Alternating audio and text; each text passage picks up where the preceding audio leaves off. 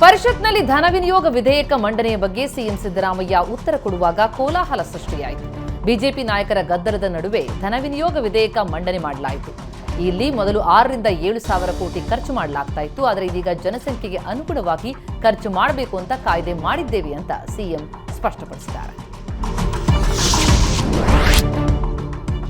SC SP TS ಹಣ guarantee ಬಳಕೆ ಮಾಡುವ ಮೂಲಕ ನಮ್ಮ ಸಮುದಾಯಕ್ಕೆ ಅನ್ಯಾಯ ಮಾಡಿದ್ದಾರೆ ಅಂತ ಪರಿಷತ್ನಲ್ಲಿ ಛಲವಾದಿ ನಾರಾಯಣಸ್ವಾಮಿ ಆರೋಪಿಸಿದ್ದಾರೆ. ಈ ವೇಳೆ ಮಹದೇವಪ್ಪ ಮಾತನಾಡಿ ಬಿಜೆಪಿ ಸರ್ಕಾರದಲ್ಲಿ 2019 ಮತ್ತು 20ರ ವೇಳೆಗೆ ಸೆಕ್ಷನ್ 7C ಉಪಯೋಗಿಸಿ 23% ಹಣ ಬಳಸಿಕೊಂಡಿದ್ದಾರೆ ಅಂತ ತಿರುಗಿ ಇಟ್ಕೊಟ್ರು.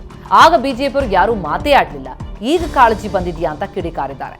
4,000 ಕೋಟಿ ಹೆಚ್ಚುವರಿಯಾಗಿ ನಾವು ಕೊಟ್ಟಿದ್ದೇವೆ ಅಂತಲೂ ಮಹದೇವಪ್ಪ ಉತ್ತರಿಸಿದ್ದಾರೆ.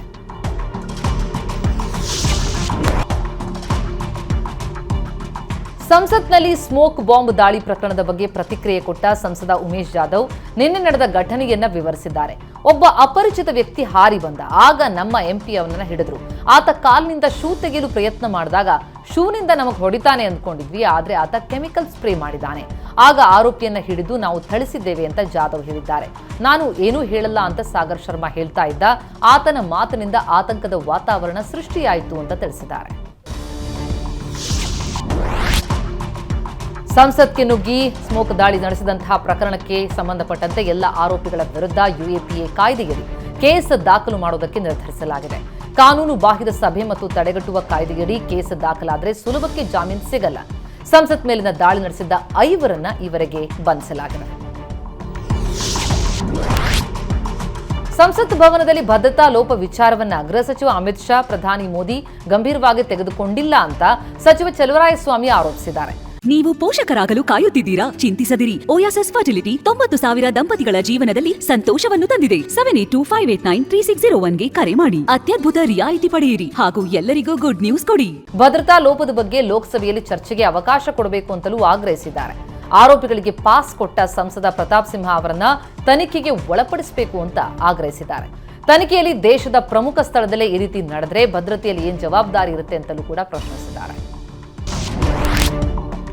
ಸಂಸತ್ಗೆ ನುಗ್ಗಿ ಸ್ಮೋಕ್ ದಾಳಿ ನಡೆಸಿದ್ದ ಆರೋಪಿಗೆ ಸಂಸದ ಪ್ರತಾಪ್ ಸಿಂಹ ಪಾಸ್ ಕೊಟ್ಟಿದ್ದು ತನಿಖೆಯಾಗಬೇಕು ಅಂತ ಮಾಜಿ ಶಾಸಕ ಡಾಕ್ಟರ್ ಯತೀಂದ್ರ ಆಗ್ರಹಿಸಿದ್ದಾರೆ. ಮೈಸೂರಿನಲ್ಲಿ ಮಾತನಾಡಿದ ಯತೀಂದ್ರ, ಸಂಸತ್ ಮೇಲೆ ನಡೆದಿರುವಂತಹ ದಾಳಿ ಇಡೀ ದೇಶವನ್ನೇ ಬೆಚ್ಚಿ ಬೀಳಿಸಿದೆ. ಪಾಸ್ ನೀಡುವ ವೇಳೆ ಸಂಪೂರ್ಣವಾಗಿ ಪರಿಶೀಲಿಸಿ ನಂತರ ಪಾಸ್ ಕೊಡಬೇಕು. ಹೀಗಾಗಿ ಆ ವ್ಯಕ್ತಿಗಳಿಗೂ ಪ್ರತಾಪ್ ಸಿಂಹರಿಗೂ ಪರಿಚಯ ಇರುತ್ತೆ. ಕೂಡಲೇ ಅವರನ್ನ ತನಿಖೆಗೆ ಒಳಪಡಿಸಬೇಕು. ಜೊತೆಗೆ ತನಿಖೆ ಮುಗಿಯುವವರೆಗೂ ಪ್ರತಾಪ್ ಸಿಂಹ ಅವರನ್ನ ಅಮಾನತು ಮಾಡಬೇಕು ಅಂತ ಯತೀಂದ್ರ ಸಿದ್ದರಾಮಯ್ಯ ಆಗ್ರಹಿಸಿದ್ದಾರೆ. ಲೋಕಸಭೆಗೆ ನುಗ್ಗಿದ್ದ ಪ್ರಕರಣದ ಹಿಂದಿನ ಮಾಸ್ಟರ್ ಮೈಂಡ್ ಮೈಸೂರಿನ ಮನೋರಂಜನ್ ಅಂತ ಹೇಳಲಾಗ್ತಾ ಇದೆ. ಲೋಕಸಭೆ ಮೇಲೆ ದಾಳಿ ನಡೆಸಿದಂತಹ 6 ಜನ ಮೊದಲು ಮೈಸೂರಿನಲ್ಲೇ ಭೇಟಿಯಾಗಿದ್ದಾಗಿ ಪೊಲೀಸರ ವಿಚಾರಣೆ ವೇಳೆ ಆರೋಪಿಗಳು ಹೇಳಿದ್ದಾರೆ. ಭಗತ್ ಸಿಂಗ್ ಫ್ಯಾನ್ ಕ್ಲಬ್ ಎಂಬ ಗ್ರೂಪ್ನಲ್ಲಿ ಸಕ್ರಿಯವಾಗಿದ್ದ 6 ಜನ ಸಾಮಾಜಿಕ ಜಾಲತಾಣದಲ್ಲಿ ಪರಿಚಯವಾದರು. ತದನಂತರ ಎಲ್ಲರೂ ತಮ್ಮ ಅಭಿಪ್ರಾಯ ಹಂಚಿಕೊಳ್ಳೋದಕ್ಕೆ ಫೋನ್ ನಂಬರ್ ಹಂಚಿಕೊಂಡ್ರು. ನಂತರ ಎಲ್ಲರೂ ಸೇರಿ ದುಷ್ಕೃತ್ಯ ಎಸಗೋದಕ್ಕೆ ನಿರ್ಧರಿಸಿದ್ದಾರೆ. ಮೈಸೂರಿನ ಭೇಟಿಯ ನಂತರ ಪಾರ್ಲಿಮೆಂಟ್ ಮೇಲೆ ದಾಳಿ ನಡೆಸೋದಕ್ಕೆ ಕನ್ಫರ್ಮ್ ಮಾಡಿಕೊಂಡಿದ್ದಾರೆ. ಆ ನಂತರ ಹಲವು ಬಾರಿ ದೆಹಲಿಗೆ 6 ಜನ ಬಂದು ಹೋಗಿದ್ರಂತೆ.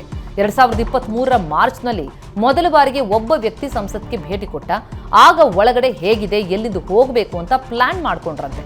ಈ ಸಂದರ್ಭದಲ್ಲಿ ಭದ್ರತೆಯ ವಿಚಾರವನ್ನ ಕೂಡ ಈ ಆರೋಪಿಗಳು ಗಮನಿಸಿದ್ರಂತೆ. ಭದ್ರತಾ ಸಿಬ್ಬಂದಿ ಶೂಗಳನ್ನ ಪರಿಶೀಲಿಸೋದಿಲ್ಲ ಅಂತ ತಿಳಿದೇ ಶೂನಲ್ಲಿ ಕಲರ್ ಬಾಂಬ್ ಇಟ್ಕೊಂಡು ಸಂಸತ್ಗೆ ತೆರಳಿರೋದು ಬೆಳಕಿಗೆ ಬರ್ತಾ ಇದೆ.